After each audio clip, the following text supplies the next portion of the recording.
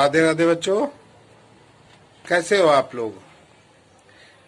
आज class 9 physics के इस वीडियो में हम सभी लोग न्यूटन के गुरुत्वाकर्षण चैप्टर में आगे पढ़ेंगे। जो पीछे मैंने पढ़ाया था आपको गुरुत्वाकर्षण का नियम, गुरुत्वीय त्वरण, गुरुत्व बल, ये मैंने आपको बता दिया था। आज हम लोग ये जानेंगे कि गुरुत्वाकर्षण नियतांक भी बताया था, तो स्मॉल जी यानी कि गुरुत्वीय त्वरण और गुरुत्वाकर्षण नियतांक यानी कि कैपिटल जी में संबंध क्या है, आज इसको जानेंगे। आइए देखते हैं।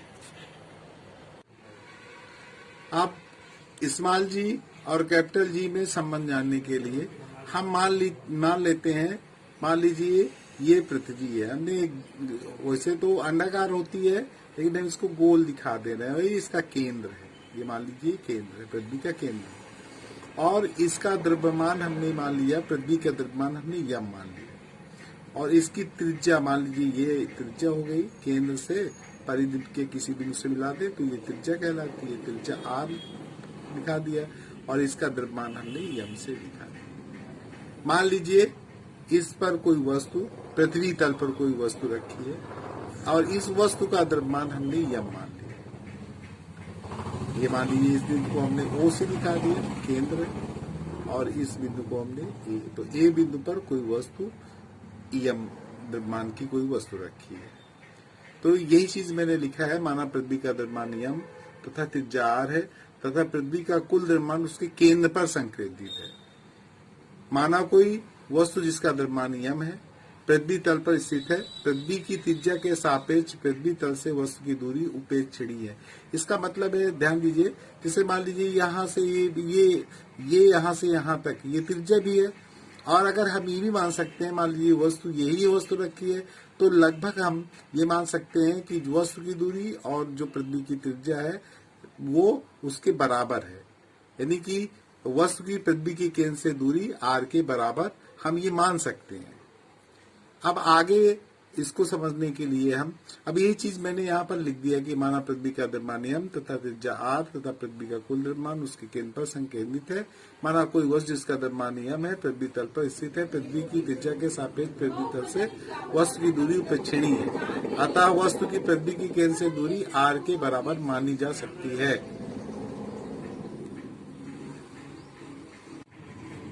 तो देखो, इसमें जो है न्यूटन की दोनों नियमों का प्रयोग किया गया। मान लीजिए हमने ये पढ़ा था, अगर दो वस्तुएं हैं, मान लीजिए एक वस्तु आप ये पृथ्वी मान लिया और दूसरी वस्तु आपकी जो है, जो आपने रखा है यंत्रमान की वस्तु, तो इनके बीच लगने वाला आकर्षण बल, हमने आपको इससे पहले न्यूटन का गुरुत्वाकर्षण नियम बताया था। तो यह प्रोपोर्शनल हो जाएगा, आपका क्या हो जाएगा, यम1 इंटू यम2, ये आपने पढ़ा था। और अपान हम लिख देंगे आर स्क्वायर, या इसी को हमने इस तरह भी लिखा था, F is equal to G M one M two upon R square. अब यहां पर मान रख देते हैं, तो देखिए F is equal to G, यही रहने दीजिए, यम1।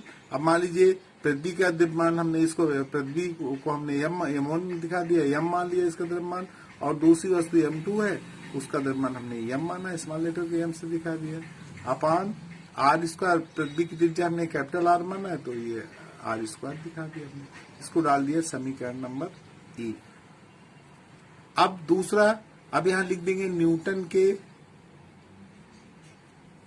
द्वितीय नियम से, द्वितीय नियम से।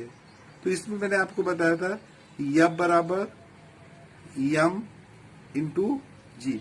अगर मान लीजिए अगर ये पृथ्वी तल पर वस्तु रखी तो इस पर क्या बल लगेगा, मतलब क्या इसका भार होगा, तो यम इंटू जी, यम जी, यम इंटू जी, एम जी लिख देंगे, इसको डाल दिया हमने समीकरण। तो यह बराबर mg। mg क्या है, हम ये f है, f दिखाया हमने, और यही अगर भार भी निकालेंगे तो mg ही होगा, क्योंकि हमने आपको बताया था कि पृथ्वी जो है जिस बल से अपनी ओर आकर्षित करती है उसको क्या कहते हैं, वो भार कहलाता है। यानी कि W बराबर भी mg के तुल्य होगा, और इस यह बराबर m इंटू जी, ये लिख सकते हैं। अब समीकरण 1 और 2 से, समीकरण 1 व 2 से, तो देखो यह बराबर ये लिखा है और यह बराबर ये भी है, तो इन दोनों को हम जो है बराबर कर दे, तो mg ये लिख दिया हमने, f के दोनों बराबर है, f बराबर यहां पर लिखेंगे g m upon r square. ये भाई इसी f के बराबर ये है, इसी f के बराबर ये, दोनों बल लग रहे हैं। अब ये हो जाएगा आपका, तो ये स्मॉल m ये स्मॉल m कट जाएगा, तो g बराबर क्या हो गया, g m upon r square.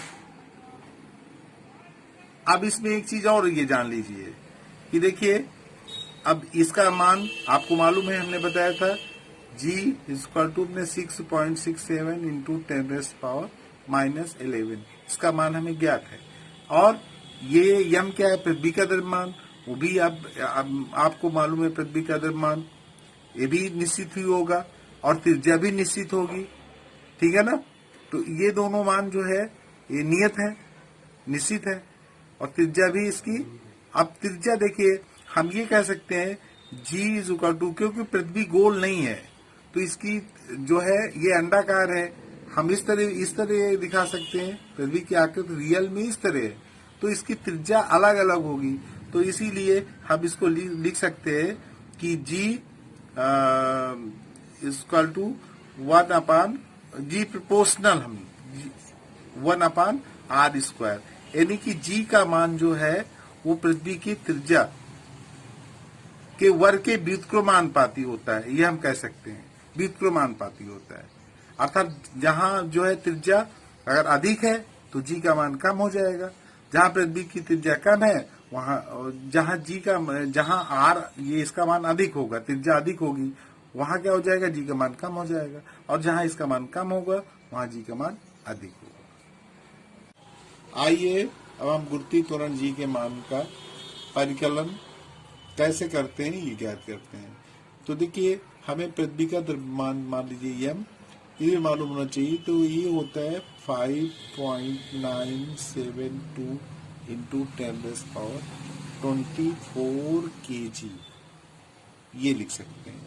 इसी को हम लिखते हैं, या इसी को अगर कैलकुलेशन की दृष्टिकोण से हम जो है जिसको लिख सकते हैं मानक रूप में, क्या लिख सकते हैं इसको, 6.0 इंटू 10⁻24 kg, ये लिख सकते हैं, लगभग ये लिख सकते हैं ये। और पृथ्वी की त्रिज्या कितनी होती है, 6371 किलोमीटर, ये। अब इसी को हम लिख सकते हैं, किलोमीटर है तो हमको जो है, अब दूरी किसमें दिखाते हैं, मीटर में, तो इसको लिखेंगे 6371 गुणे, हम इसको लिख दें 1000 से गुणा कर दिया, तो ये किसमें बन गया, मीटर में बन गया। अब इसी को लिखेंगे 6371000, 3 जोड़ लिख सकते हैं, इतने मीटर। तो अब इसको हम लिख दें 6.371 इंटू 10⁻, कितना लिख सकते हैं, 1 2 3 4 5 6, यहाँ 6 लिख दिए, इतने मीटर। अब इसको हम लिख सकते हैं 6.4 भी लिख सकते हैं इंटू 10⁻6 मीटर, लेकिन लगभग लिखेंगे, लगभग, ये हमने लिख दिया। अब स्मॉल जी का, अभी हमने आपको बताया था स्मॉल जी का फार्मूला, तो कैसे निकालते हैं, तो यहाँ लिखते हैं क्या लिखेंगे, G M upon R square, ये लिख देंगे। अब यहाँ पर मान रख दीजिए। तो जी क्या है, कैपिटल जी क्या है, सार्वत्रिक गुरुत्वाकर्षण नियतांक है। तो इसका मान आपको मालूम है कितना होता है, 6.67 6.67 है, तो केवल 7 लिख देते हैं, इंटू 10⁻⁻11 और इंटू यम क्या है, तो 6 इंटू 10⁻24, ये क्या है, ये आपका द्रव्यमान था पृथ्वी का। और इसके बाद त्रिज्या हमने आर स्क्वायर है, तो त्रिज्या कितना बताए थे आपको, 6.4 इंटू 10⁻6, इसका वर्क कर दीजिए, ये कर दिया हमने।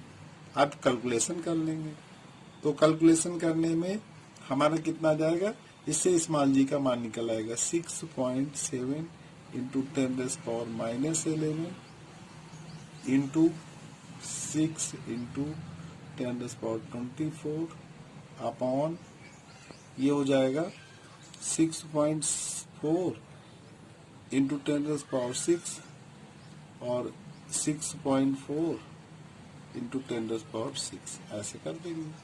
अब ये आपको मालूम है, ये प्लस में है और ये माइनस में है, तो गुणा करने में जो है घाती क्या होती है, जोड़ देते हैं, तो ये प्लस में, ये माइनस में, तो घट जाएगी। तो इसको लिख सकते हैं 6 इंटू 6.7 इंटू 10⁻, अब इसको घटा दीजिए, तो 4 में से 1 गया 3 और 2 में से 1 गया, ये भी घट कर देंगे, अपॉन यहाँ पर लिख देंगे 6.6 इंटू 10⁻, कितना हो जाएगा, 12 हो जाएगा। अब इसी को लिखेंगे, गुणा करके लिख दें, तो ये हो जाएगा 642 छाछन 36 और 36 में 4 जोड़ दें, 36 4 40, छाछन 642 छाछन 36 40, ठीक है।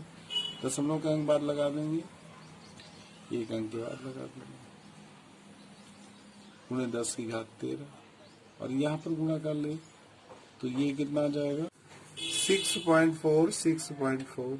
अब इसका 2 बार गुणा करेंगे, तो ये गुणा करने में आएगा लगभग कितना आएगा, हम इसको लिख सकते हैं 40.2 अंक तक लिख दिए, 96, ये लिखते हैं, ये 40.96। इसके बाद जो है ये 10 की घात कितना है, 12 है। अब अगर हम भाग दे देंगे, आपको मालूम है कि जब इसको ऊपर ले जाएंगे तो माइनस में हो जाएगा, तो ये हो जाएगा 2 बटे में जो लिखा है 40.96 और गुणे यहाँ 10 की घात, ये कितना है 13, 10 की घात, ये -12 हो जाएगा, तो ये हो जाएगा 40.2 गुणे 10 और बटे में 40.9, ये 10 से गुणा कर देंगे तो ये हो जाएगा 402, सिर्फ 402 हो जाएगा। और ये है 40.96, भाग दे देंगे, भाग देने पर आएगा लगभग आएगा 9.8144 समथिंग आएगा। तो ये लगभग हम मान लेते हैं कि स्मॉल जी का मान कितना होता है, 9.8 मीटर प्रति सेकेंड स्क्वायर, ये लिखते हैं स्मॉल जी का मान। द्रव्यमान तथा भार में क्या अंतर है, तो द्रव्यमान कहते किसको, पहले ये जान लो, किसी वस्तु में पदार्थ का जितना परिमाण होता है वो उसका द्रव्यमान कहलाता है। हम लिख सकते हैं किसी वस्तु में पदार्थ का जितना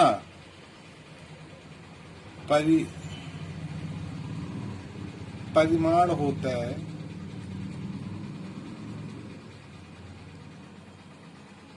उसे ही वस्तु का द्रव्यमान कहते हैं।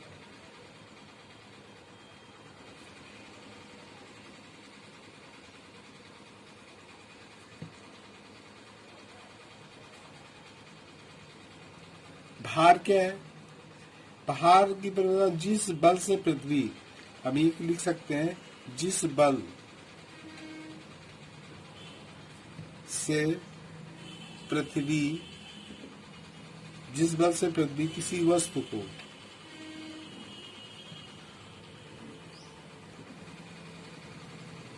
अपनी ओर आकर्षित करती है,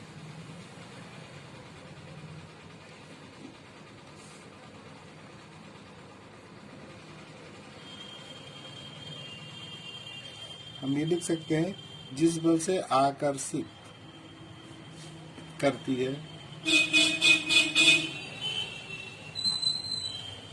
उसे वस्तु का भार कहते हैं, उसे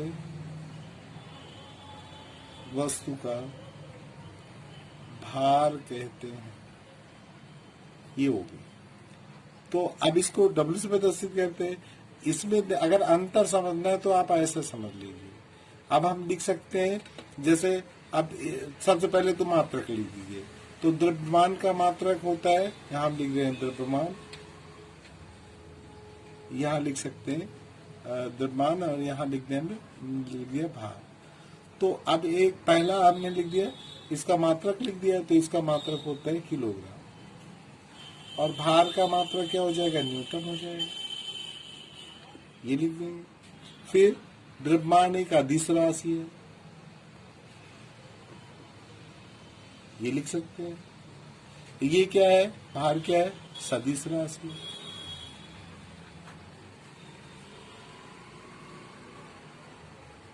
और ये हम लिख सकते हैं, द्रव्यमान का मान बदलता नहीं है, इसको चाहे जहां ले जाए। लेकिन भार, क्योंकि देखिए ये द्रव्यमान का मान निश्चित रहता है, और भार जो है अलग अलग स्थानों पर अलग अलग होता है। क्योंकि हम ये लिख सकते हैं, यहाँ W दिखा, W बराबर mg। तो g का मान प्रत्येक जगह स्थिर नहीं रहता है, इसीलिए जो भार है उसका मान अलग अलग जगहों में अलग अलग होता है। ये और अंतर दिखाना चाहे तो हम ये लिख सकते हैं कि पृथ्वी के केंद्र पर किसी वस्तु का भार शून्य हो जाता है। अगर पृथ्वी के केंद्र पर किसी वस्तु का भार शून्य हो जाएगा, लेकिन द्रव्यमान का मान वही रहेगा। बच्चों, आज के लिए सिर्फ इतना ही। राधे राधे।